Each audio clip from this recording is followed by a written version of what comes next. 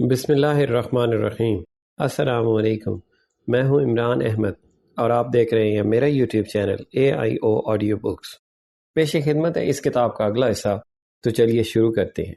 طائف سے واپسی۔ زید رضی اللہ تعالی عنہ نے تو شہر سے باہر نکل کر خون سے لتھڑے ہوئے جسم کو دھو دھا کر صاف کیا۔ سامنے کے ایک باغ میں کچھ آرام لینے کے لیے پہنچے، جہاں زخموں سے خستہ و بے جان، بھوک اور پیاس سے نڈال پردیسی مسافر کی مہمان نوازی انگور کی چند خوشوں سے کی گئی، جس سے دل ٹھکانے تو کیا ہوتا لیکن صلاحیت پیدا ہو گئی کہ قدم اٹھا سکیں۔ لیکن کرنے سال اب کے موڑ تک پہنچے تھے کہ ناتوانی نے بٹھا دیا، سر پکڑ کر بیٹھ گئے، اور وہی جو انکار کے عمل کو آخری حد پر پہنچا کہ اب رد عمل کا آغاز کرنا چاہتا تھا، 10-12 سال کی خاموش زبان میں جنبش پیدا کرتا ہے، جو بند تھی کھل گئی، طوفان امٹ پڑا۔ اس وقت وہاں کون تھا جو سنتا کہ کیا ابل رہا ہے؟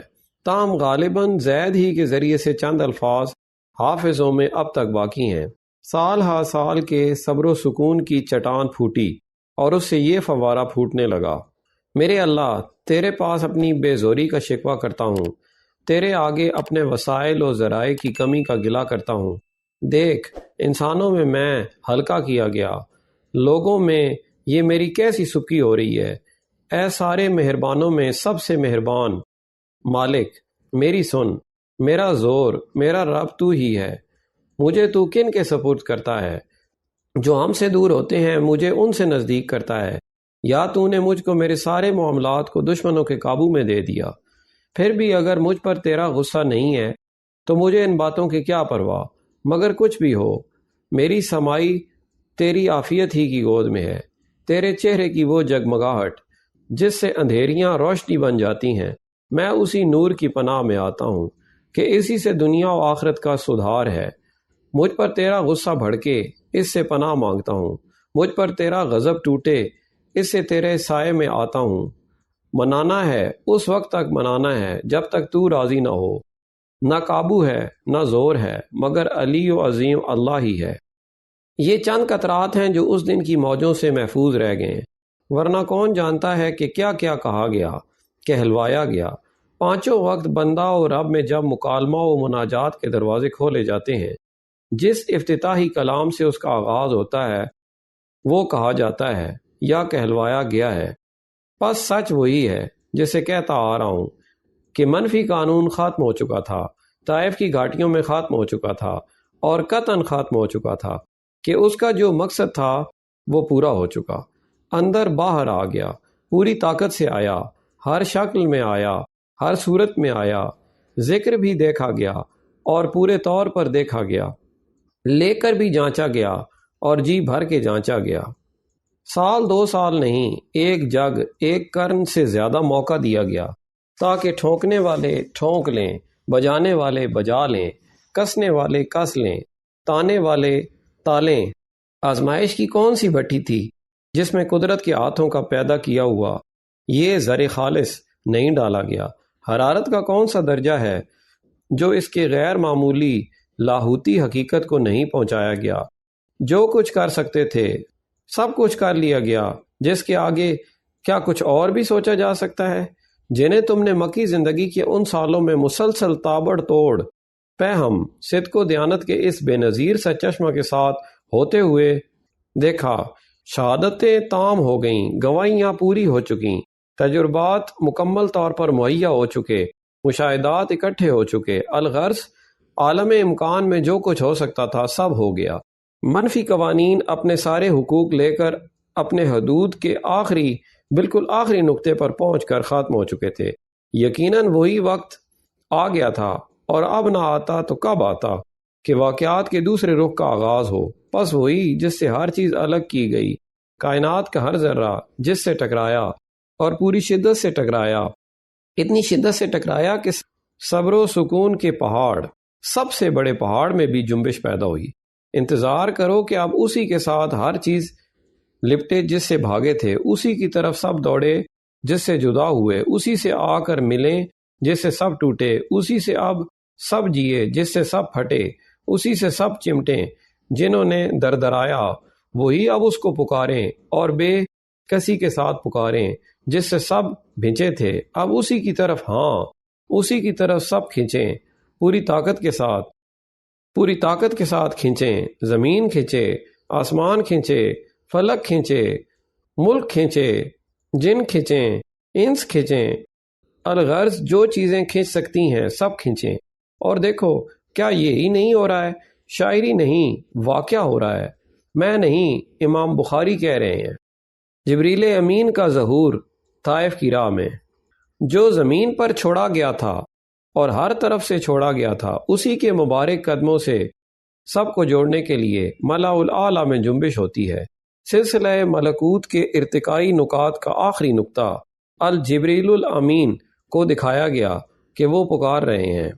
سن لیا، اللہ نے سن لیا آپ کے لوگوں نے جو کچھ آپ کو کہا، پھر اسی سے جس کو سب نے لوٹایا تھا خطاب کیا گیا، اور جنہوں نے آپ کو رد کیا اور پھینکا وہ بھی اللہ سے غائب نہ تھے۔ اس کے بعد جو ہلکا کیا گیا تھا اور جو اپنی سبکی کے دکھ سے چند منٹ پہلے کرا رہا تھا، دیکھو اس کو وزن بخشا جاتا ہے۔ کیا پتھر کے باٹوں کے برابر کیا گیا؟ پہاڑوں سے تولا گیا؟ ہمالیہ، ارال، البرز، آلپس کے مساوی ٹھہرایا گیا؟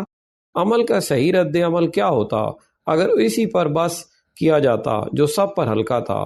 جب تک سب پر بھاری نہ کیا جاتا کیسے کہا جاتا کہ عمل کا رد عمل ہو گیا؟ جبریل امین نے عرض کیا، اللہ تعالیٰ نے آپ کے پاس پہاڑوں کو نہیں بلکہ پہاڑوں کے فرشتے کو بھیجا ہے، جس سے سب لیا گیا تھا، اب اس کو سب دیا جاتا ہے۔ اور کس ترتیب سے دیا جاتا ہے؟ غیب میں بھی ملائے ادنا سے پہلے ملائے اعلیٰ کا وہ قدوسی وجود جو روحانیوں کا سردار ہے اور شاید جو دائرہ ملکوت کا نقطہ پرکار ہے وہ دیا جاتا ہے۔ اس کے بعد ملائے ادنا کے فرشتے ملک الجبال کی تسخیر کی بشارت ہوتی ہے۔ اور کیسی تسخیر؟ جبریل امین عرض کرتے ہیں، یہ پہاڑ کا فرشتہ ہے، آپ جو حکم دیجئے وہ بجا لائے گا۔ پہاڑ کا فرشتہ حوالہ کر دیا گیا جس کے سلام کے جواب میں بازار طائف کے چھچورے تک پتھر پھینکتے تھے۔ رد عمل کی پوری قوت کا اندازہ کرو، خود فرماتے ہیں اس پہاڑ کے فرشتے نے مجھے سلام کیا، سلام عرض کر کے جو مسخر کیا گیا تھا فرمان طلب کرتا ہے، اے محمد صلی اللہ علیہ وآلہ وسلم آپ کو پورا اختیار ہے۔ کس امر کا اختیار ہے؟ اف، جنہوں نے سنگریزوں سے مارا تھا، پہاڑ کا فرشتہ اجازت طلب کرتا ہے، کیا ان پر، طائف کے ان پتھر مارنے والوں پر، ان دونوں پہاڑوں کو جن سے طائف محصور ہے الٹ دوں؟ جن کو ذرائع و وسائل کی قلت کا گلہ تھا، اس کے ساز و سامان کی فراوانی کا اندازہ کرو۔ یہ بخاری میں کہا گیا ہے، جس کے گھٹنے توڑے گئے، ٹخنے چورے گئے، اب اس کے قابو میں کیا نہیں ہے، اور جو اختیار دیا گیا کیا وہ پھر چھینا گیا؟ اس کے بعد اگر میں کبھی کہتا ہوں کہ احد میں دانت ٹوٹے نہیں بلکہ توڑوائے گئے، چہرہ مبارک زخمی ہوا نہیں بلکہ زخمی کرایا گیا، خندق میں پیٹ پر پتھر بندھے نہیں بلکہ باندھے گئے، الغرض اس کے بعد جو کچھ گزرا، میں کیا غلط کہتا ہوں جب لوگوں سے کہتا ہوں کہ گزرے نہیں بلکہ گزارے گئے؟ مہینوں گھر میں آگ جلی نہیں بلکہ نہ جلوائی گئی، کھانا پکا نہیں بلکہ نہ پکوایا گیا، مجھے مسکین ہی زندہ رکھ، مجھے مسکین ہی مار، اور مسکینوں ہی کے ساتھ اٹھا۔ کیا اس آرزو کی ہر کلیجہ میں قوت ہے؟ کس کا جگر ہے جو یہ کہہ سکتا ہے؟ لیکن جن کو سب کچھ مل جاتا ہے اپنے لیے نہیں غیروں کے لیے سب کچھ کرتے ہیں۔ نعمت والے تو اپنی نعمتوں سے خوش ہیں، لیکن مصیبت زدوں کی تسلی تو صرف اسی کی ذات سے ہو سکتی ہے جس کے پاس سب کچھ ہو سکتا تھا، لیکن صرف اس لیے کہ جن کے پاس کچھ نہیں ہے ان کے آنسو تھمے، اس نے اپنے پاس کچھ نہیں رکھا۔ موطا امام مالک کی اس روایت کا کیا مطلب ہے؟ کہ میرے مصائب ہر مسلمان کی تعزیت کریں گے۔ سوچنا چاہیے کہ مصیبت کی کون سی ایسی قسم ہے جو اس وجود اطہر پر نہ گزری ہو، جو دنیا والوں کے لیے اسوہ اور نمونہ بنا کر بھیجا گیا تھا۔ ہاں، میں دور نکلا جا رہا ہوں تو بات یہاں تک پہنچی تھی کہ جسے پتھر کے ٹکڑوں سے پتھرایا گیا تھا اسی کو اختیار دیا گیا کہ وہ پہاڑوں سے اس کا جواب دے سکتا ہے اور بآسانی دے سکتا ہے۔ شاید یہ اختیار ان کو بھی نہیں جو ان پر طیاروں سے گولے گراتے ہیں، جنہوں نے ان کو پھول سے بھی نہیں مارا تھا، اور نہ اتنا ان کے بس میں بھی ہے جو ہولٹرز سے من 2 کے گولے پھینکتے ہیں۔ کتنا جھوٹا غرور ہے جن کو بم اور شیل دیا گیا ہے جب کہتے ہیں کہ ایسا کسی کو نہیں ملا۔ دیوانوں، تم کو کیا ملا جو تم سے پہلوں کو مل چکا ہے، اور جو چاہے اسے اب بھی ملتا ہے، ہمیشہ ملتا رہے گا۔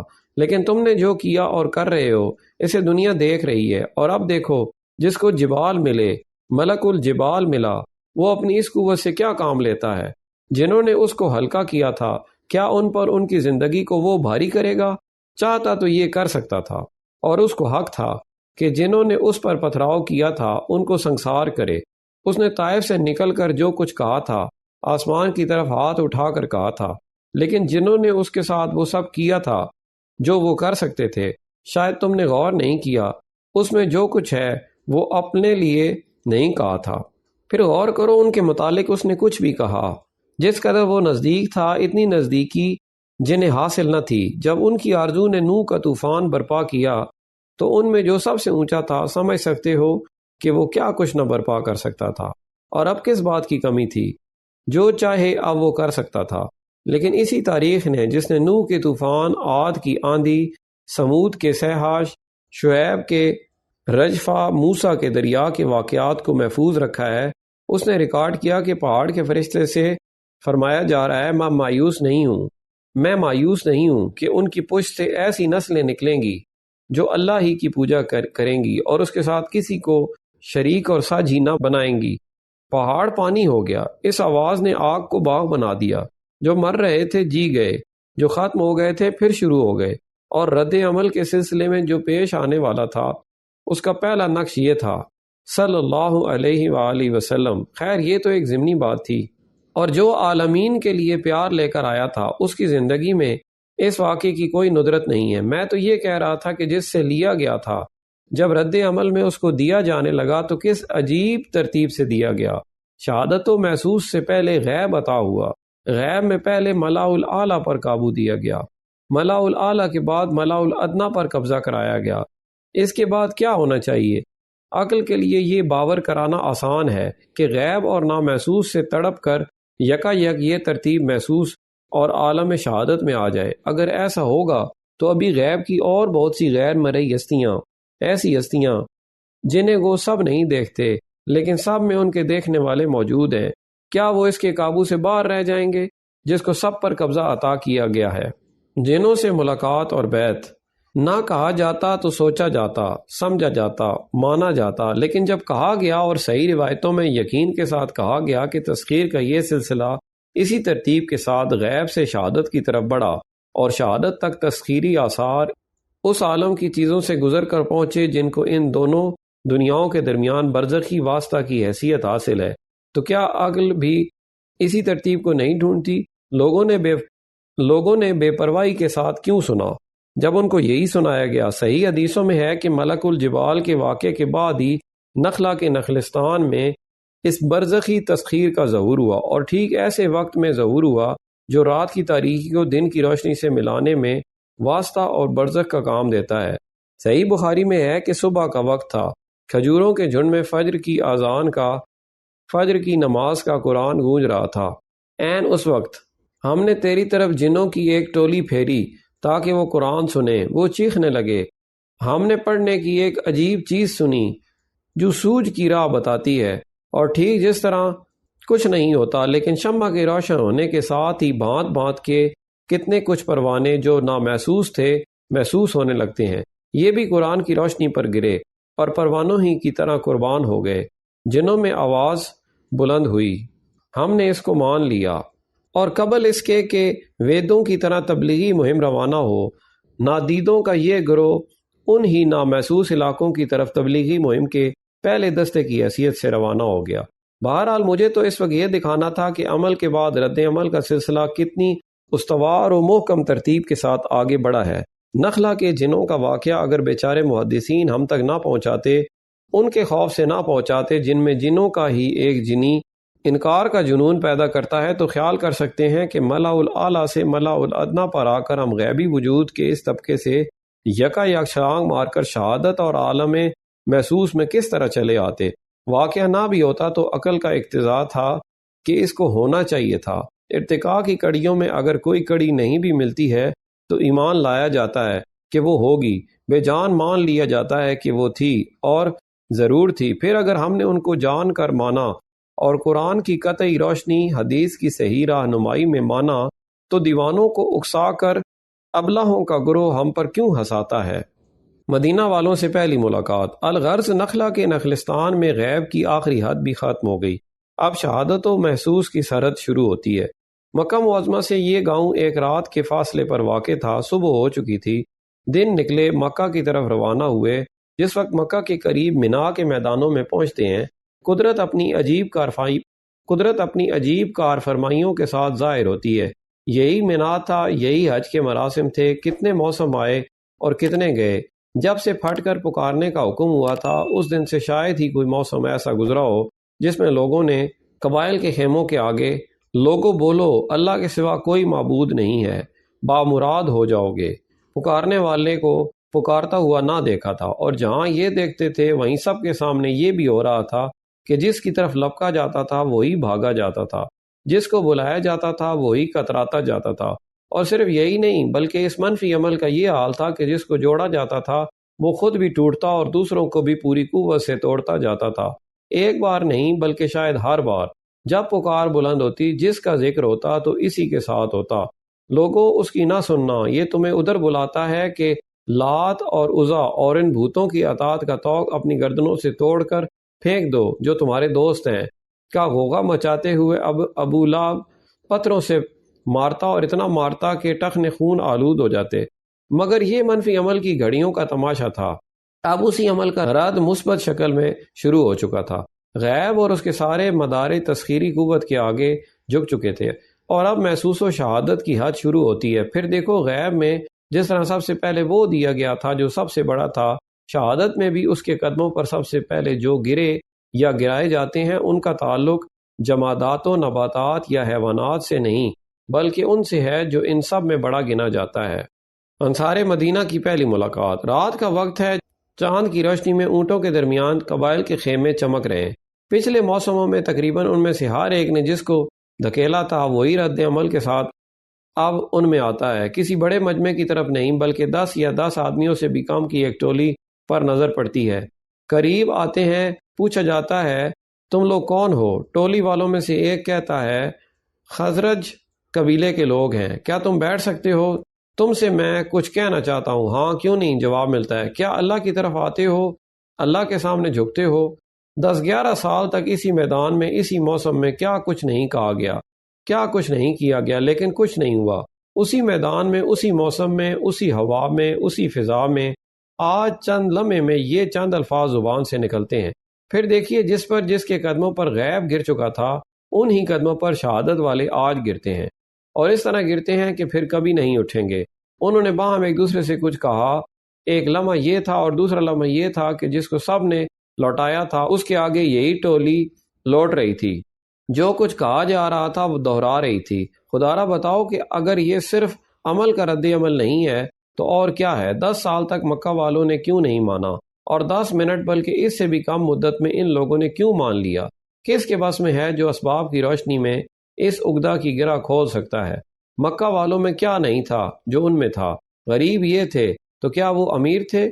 باہمی خانہ جنگیوں سے یہ برباد تھے تو کیا وہ آباد تھے؟ بہرحال یہ 6 آدمی تھے، ان کا گھر وہاں تھا جس کا زمین کے 40-50 یا 60-70 کروڑ دلوں میں آج گھر ہے، اور کیسا مضبوط اور مستحکم گھر ہے۔ نصرت و امداد کی آواز انہی کی زبانوں کی پہلی آواز تھی جو بغض و عداوت کے 10 سالہ مسلسل شور و ہنگامے کے بعد ان 6 آدمیوں کے دل سے نکلی۔ تاریخ نے اس کو نوٹ کر لیا اور ابد تک کے لیے جریدہ عالم پر ان کا نام انصار ثبت کر دیا گیا۔ الغرض جو حرکت غیب میں پیدا ہوئی تھی آج شہادت میں آ گئی۔ اب یہ بڑھے گی، چڑھے گی، چڑھتی چلی جائے گی۔ اس کے نیچے انسان بھی آئیں گے، حیوان بھی آئیں گے، جمادات بھی آئیں گے۔ الغرض وہ سب آئیں گے جو آ سکتے ہیں، اور قطعاً آئیں گے، مگر جو آگے تھے وہ پیچھے ہوں، اور جو پیچھے ہیں وہ آگے ہوں۔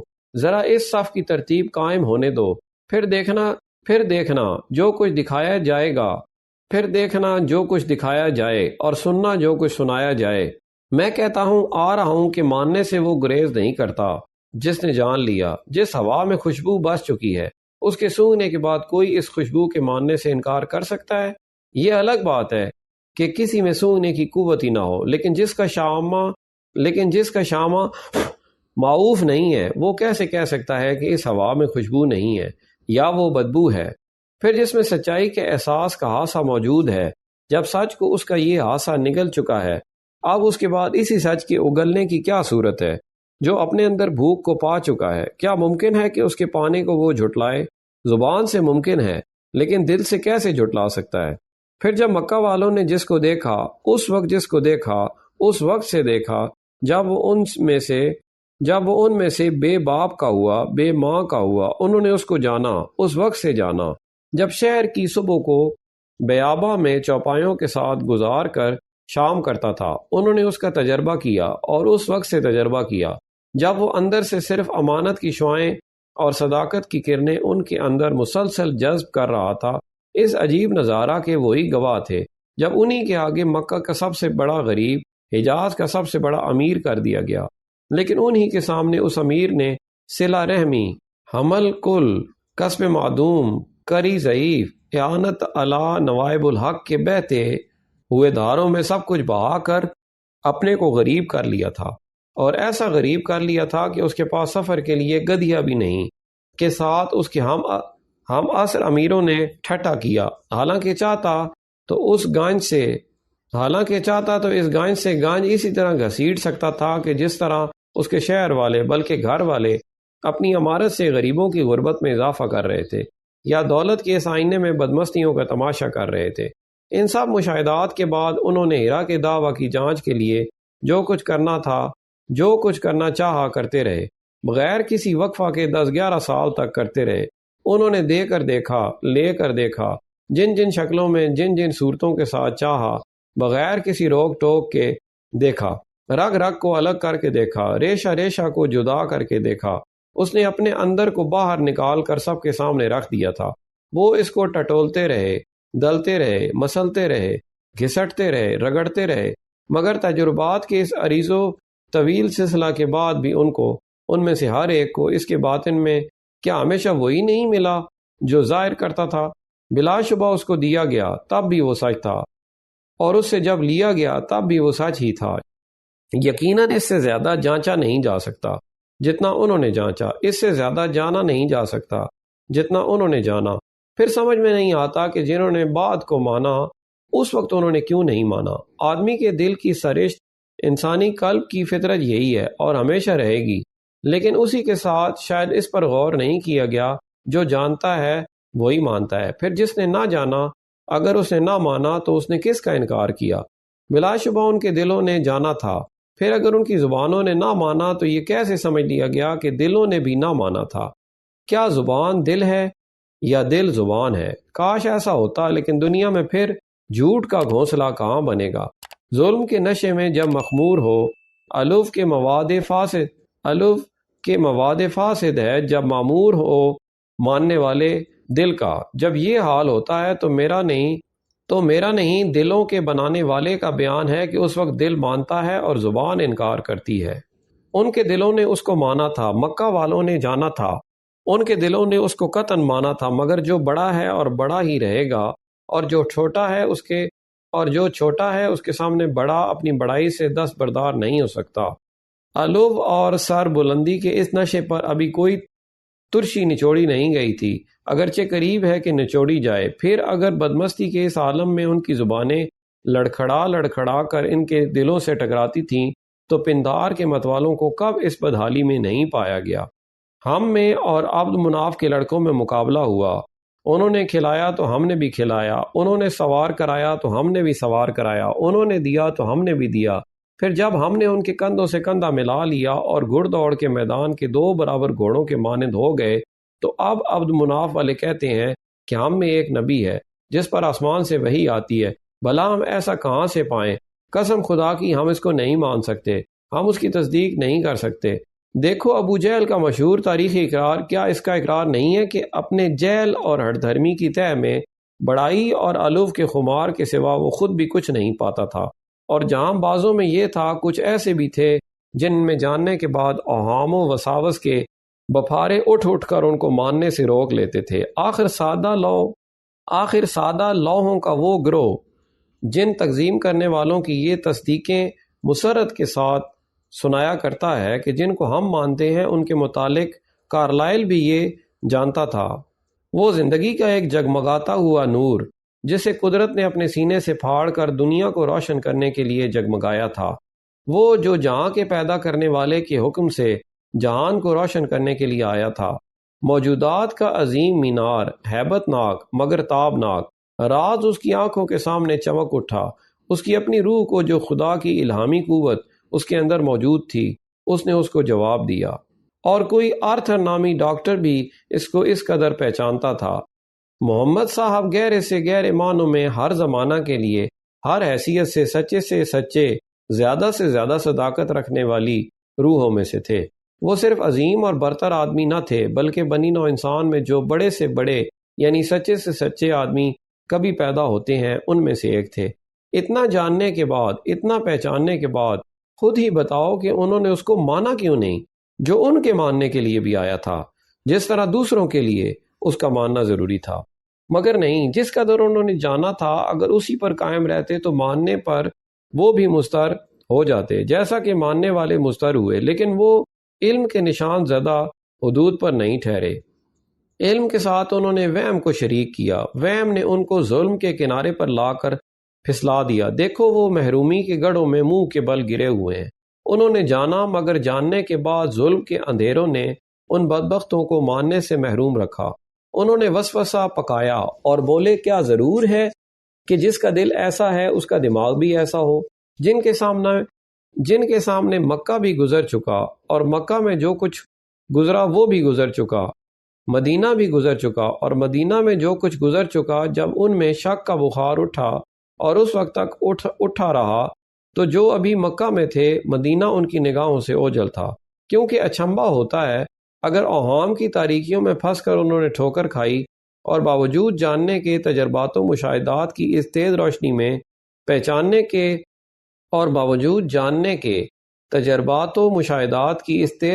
میں پہچاننے کے ماننے سے ہچکچاتے رہے۔ ان کے علم میں بھی ظلم ہی کی ظلمت شریک ہوئی، اور جو چیز سامنے آ چکی تھی پھر اس پر پردہ پڑ گیا۔ اب تک کے لیے اتنا ہی، ملتے ہیں اگلی ویڈیو میں۔